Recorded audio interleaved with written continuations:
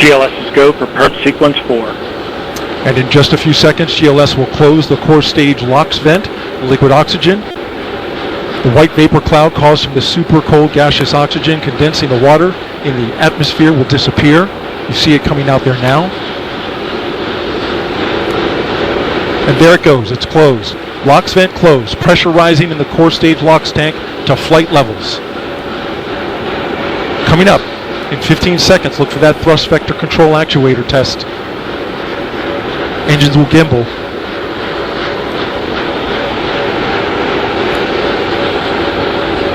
And there they go. The 4 core stage RS-25 engines gimbaling around, testing the ability to steer the rocket into space. They will operate at 109% performance. Each RS-25 throwing down 500,000 pounds of thrust. All 4, 2 million pounds. All together with the boosters, 8.8 million pounds of thrust. GLS is go for upper stage to internal power. Now the upper stage has gone to internal power. So power is removed from the rocket's upper stage, the ICPS, and it's been switched to battery power. The same milestone is coming up for the core stage at T-minus 1 minute and 30 seconds.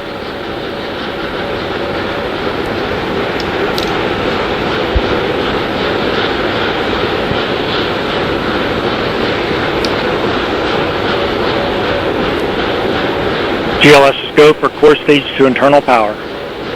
The rocket's core stage, which houses the 3 flight computers, is now on battery power. So there is no more hold time available because there's no more margin on the batteries. So if we have a hold, we'd have to recycle back to T-minus 10 minutes and recharge those batteries. The count continues. A note now, shortly after liftoff.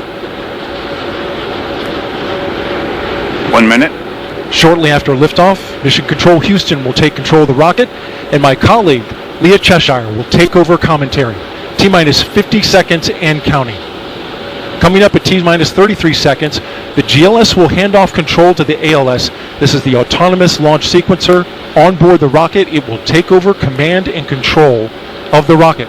But the ALS will check, make sure there's no holds coming from the ground up until T-minus 2 seconds. GLS is go for ALS. And we are go for ALS.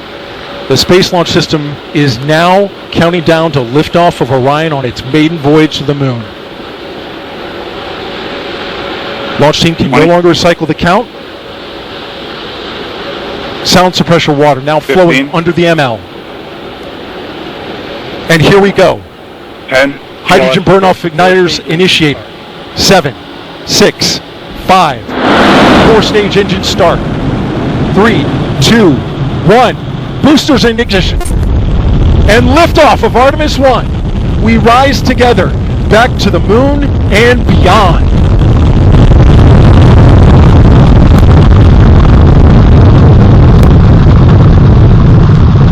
All 4 RS-25 engines on the core stage and 2 solid rocket boosters now propelling the vehicle at 128 miles per hour. Hearing good control on the roll from teams in Mission Control Houston. All good calls so far. Now 30 seconds into the flight of Artemis 1. First milestone will be for the vehicle to pass through max Q at about 1 minute and 9 seconds into launch. This is the greatest period of atmospheric force on the rocket.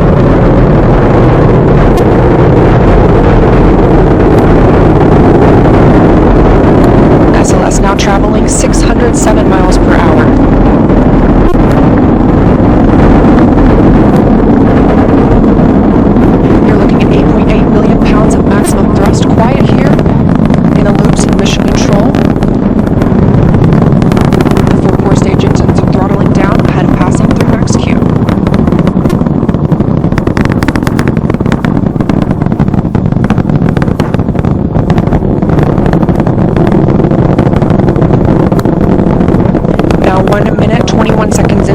Traveling at 1,420 miles per hour.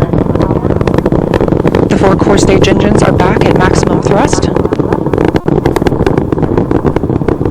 The next major milestone will be for the solid rocket boosters to cut off and jettison at about 2 minutes and 11 seconds into the flight, so about 30 seconds from now. Again, quiet here in Mission Control Houston as teams continue monitoring the flight of Artemis 1. We're now 16 miles downrange from the launch pad at Kennedy Space Center, traveling over 2,800 miles per hour.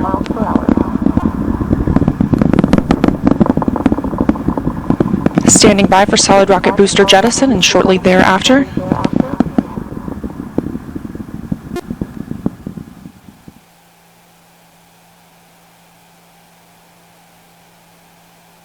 Confirmation that the solid rocket boosters have separated, these 177-foot boosters.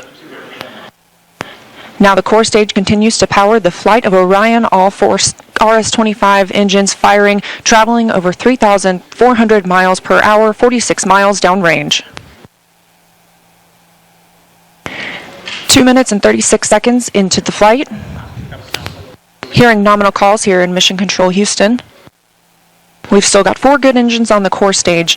Next up, we'll be looking for the service module fairing to separate. This is 3 15 by 15 foot fairing panels, providing structural support, protecting the service module. Those will separate at about 3 minutes and 11 seconds into flight, and very shortly thereafter will be followed by the launch abort system separation. Just over 3 minutes into the flight of Artemis 1, now traveling over 4,060 miles per hour, 83 miles downrange. We just had confirmation that the service module fairing has separated.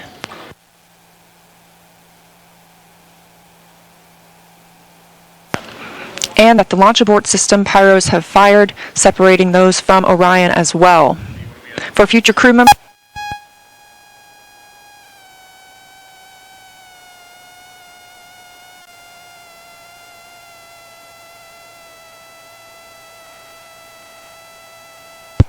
we just heard the call for 3-engine press, meaning if SLS were to lose an engine at this point in the mission, we could still achieve a nominal mission. We would just have an extended main engine cutoff time. However, we still have 4 good engines, all at maximum thrust right now, powering the first flight of Artemis at 5,200 miles per hour, 148 miles downrange.